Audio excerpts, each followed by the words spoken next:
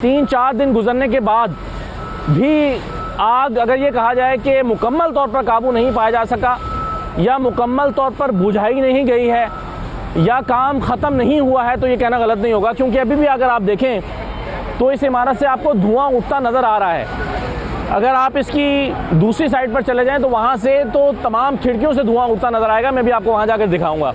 अभी कूलिंग का अमल जारी है और अभी भी कुछ देर के बाद आग के शोले भड़क उठते हैं। अभी भी थोड़ी देर के बाद मुख्तलिफ जगहों पर आग लग जाती है और उसे बुझाया जाता है। तो ये जो कूलिंग का अमल इस वक्त जारी है, इसके नतीजे में भी धुआं जो है वो निकल रहा है। इसका मतलब है कि अभी तक इस इमारत के अंदर आग की चिंगारियां मौजूद हैं। ये हिस्सा जो है ये मुनहदिम हो गया।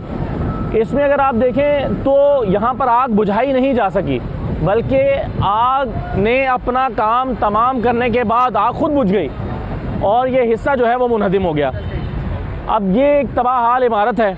इसके साथ वाली जो इमारत है वो भी मुतासिर हुई है, दूसरी साइड की इमारतें भी मुतासिर हुई हैं। तो ये जो गुल प्लाज़ा था, जो कि अपने अंदर 4 दिहाइयों की मुख्तलिफ यादें लिए हुए था, ये अहद तमाम हो गया, लेकिन अपने पीछे बहुत सारे सवाल छोड़ गया है। सवाल ये छोड़ गया है कि आखिर आग बुझाई क्यों नहीं जा सकी, आग लगी कैसे, आग बुझाई क्यों नहीं जा सकी, और क्या वजह थी कि इसके अंदर वो तमाम जो सेफ्टी मेजर्स लिए जाने चाहिए थे वो नहीं लिए गए थे। जो सिंध हुकूमत के इदारे हैं वो कहाँ थे। आखिर तमाम मलबा क्या दुकानदारों पर डालकर हुकूमत अपनी जान छुड़ा सकती है। क्या यहाँ पर आग बुझाने के जो आलात हैं उसको नस्ब कराना और फिर उसकी मॉनिटरिंग करना ये सिंध हुकूमत की जिम्मेदारी नहीं थी। फिर जब आग लग गई थी तो इस आग को बुझाने के अमल के लिए जो ज़रूरी इक़दाम थे वो क्या मौजूद थे, क्या पानी मौजूद था, क्या फायर फाइटर्स जो हैं वो वक्त पर आ गए थे। ये वो सारे सवालात हैं जो ये गुल प्लाज़ा अपने पीछे छोड़ गया है। यहाँ पर अगर आप इस तरफ देखें तो कुछ लोग जो है वो इमदादी टीमें यहाँ पर मौजूद हैं और कुछ दुकानदार बेचारे बाहर बैठे हैं सर पकड़ के। उनसे भी हम बात करने की कोशिश करेंगे, लेकिन ज़्यादातर लोग जो हैं वो इस वक्त उदास और परेशान हैं। और ये जो कंस्ट्रक्शन का काम चल रहा है, ग्रीन लाइन का मंसूबा, ये कई साल से ये मंसूबा चल रहा है और ख़त्म होने में आ नहीं रहा है। तो इस वजह से भी बताया ये गया है कि यहाँ पर आग बुझाने के अमल में बहुत दुश्वारी का सामना करना पड़ा।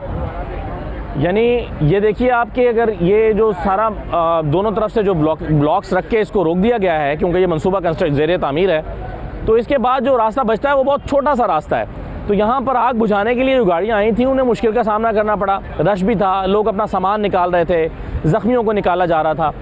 और फिर जहाँ से पानी भर के लाया जाता रहा वो ख़ासे फासले पर है, गालिबन नीपा के करीब से पानी भर के लाया जाता रहा और उस वक्त पानी की मिकदार जितनी ज़रूरत थी वो मिकदार दस्तयाब नहीं थी। इस वक्त तो हम देख रहे हैं कि वाटर टैंकर जो हैं वो दर्जनों की तादाद में खड़े हुए हैं, एम्बुलेंसेस दर्जनों की तादाद में खड़ी हुई हैं। हम देख रहे हैं कि यहाँ पर इमदादी टीमें दर्जनों की तादाद में खड़ी हुई हैं। लेकिन जब ज़रूरत थी तो यहाँ के लोगों का शिकवा ये है कि वो ज़रूरत उस वक्त पूरी नहीं की गई। एक और चीज़ मैं आपको बताता चलूँ इब्तिदा में ही, और उसके बाद फिर हम लोगों से बात करते हैं कि एक साल के दौरान 2600 वाक़यात हुए हैं कराची शहर में आग लगने के। कराची शहर में आग लगने के 2600 वाक़यात हुए हैं। इन 2600 वाक़यात का मतलब यह है कि माहाना तकरीबन 200 से ज़्यादा वाक़यात एवरेज जो है वो यहाँ पर कराची शहर में होते रहे हैं। तो ये इतने ज़्यादा वाक़यात जो हैं ये सवाल उठाते हैं कि क्या आग बुझाने के इंतज़ामात हुकूमत के पास मौजूद हैं भी या नहीं, और फिर अगर आग लग रही है तो उसकी बुनियादी वजह अगर शॉर्ट सर्किट है तो ये निज़ाम किसने ठीक करना है, इस निज़ाम को किसने दुरुस्त करना है। तो ये बहुत सारे सवालात हैं। मैं आपको ज़रा कुछ दुकानदारों से मिलवाता हूँ, कुछ गमज़दा ख़ानदानों से। देखिए, एक बात जहन में रहे कि 1200 अगर दुकानें थीं तो ये 1200 ख़ानदान थे, और फिर अगर एक दुकान में 3 से 4 मुलाजिम काम करते हैं तो वो 3 से 4 मज़ीद ख़ानदान एक दुकान से जुड़े हुए थे। तो ये कुल मिला के मेरे अंदाज़े के मुताबिक 5-6 हज़ार ख़ानदान मुतासिर हो गए हैं जिनका रोज़गार इस प्लाज़े के साथ जुड़ा हुआ था। वो 5-6 हज़ार ख़ानदान कम अज़ कम मुतासिर हुए हैं। हुकूमत ने इसका इजाला करने का ऐलान किया है अगरचे, लेकिन क्या सिर्फ रकम की अदायगी से इजाला हो पाएगा। और फिर जो कीमती जाने गई हैं, हमें सही तादाद अभी तक मालूम नहीं है कि कितने लोग लापता हैं, 74 हैं, 100 हैं, 100 से ज़ायद हैं, कितनी लाशें निकाली गई हैं, क्योंकि लाशें टुकड़ों में मिल रही हैं, वो आज़ा हैं मुख्तलिफ़ लोगों के। तो फिर अगर हम यकीन से नहीं कह सकते कि कितनी लाशें निकाली गई हैं।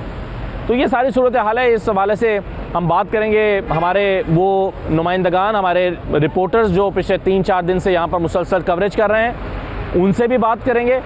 और यहाँ जो गमज़दा ख़ानदान अभी भी मुंतज़िर हैं, अपने प्यारों की तलाश में हैं, उनसे बात करने की कोशिश करेंगे। ताजिर कमेटी, हम कोशिश करते हैं कि ज़रा मुख्तलिफ़ लोगों का नुक्ता नज़र आपके सामने रखें और आप जान पाएँ कि ये क्या हुआ है, और इसलिए जान पाएँ ताकि आइंदा इस तरह की सूरत हाल से बचने की कोशिश की जा सके।